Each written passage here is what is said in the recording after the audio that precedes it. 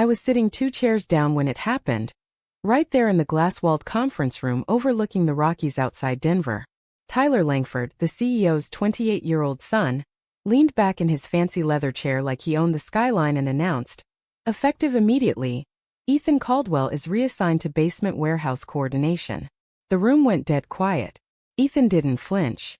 He just blinked once, slow and steady. The same man who'd kept Langford Logistics afloat through the supply chain meltdown 3 years earlier. I'd worked under him for 9 years. He wasn't flashy, just rock solid. Tyler slid the paper across the oak table with a smirk. Time for fresh ideas, right? Ethan studied it, then asked softly, "May I keep my badge access?" Tyler laughed like it was the funniest joke in Colorado. "Sure, basement ghost. What damage could you do?" That night the restructuring memo landed, full of buzzwords about agile transitions.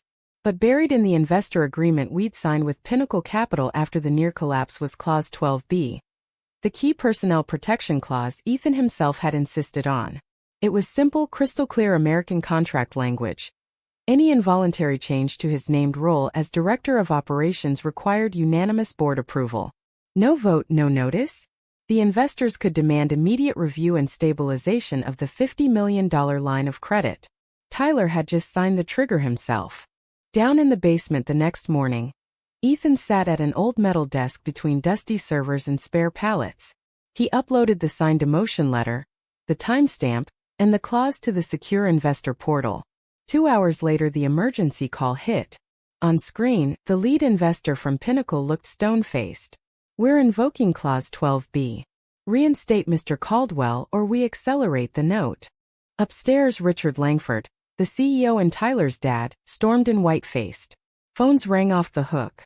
Tyler sat there pale, realizing the power move had nearly sunk the family company his grandfather built. Then Ethan walked in, folder under his arm, no drama, just quiet strength. He didn't gloat. He looked straight at Tyler and said, "We can fix this. Together." He proposed reinstatement, plus 6 months of mentorship where Tyler would shadow him on every major decision. No firing, no public shame, just accountability and growth. Tyler's voice cracked when he apologized right there in front of the whole leadership team. "I thought experience was old-fashioned. I was wrong." By week's end Ethan was back at his desk with a new title, Director of Operations and Leadership Legacy Advisor. The board passed a simple policy requiring any key role change to get legal and board review first. Tyler started showing up early, asking questions instead of giving orders. The company didn't just survive. It grew stronger because 2 generations finally listened to each other. I watched Ethan lock up that Friday and asked how he felt. He smiled the smallest smile. "A company isn't just systems or money," he said. "It's the people who built it. Treat them right and they'll always have your back." That quiet truth still echoes through every hallway in Denver. Sometimes the real win isn't winning. It's teaching the next guy how to stand taller beside you.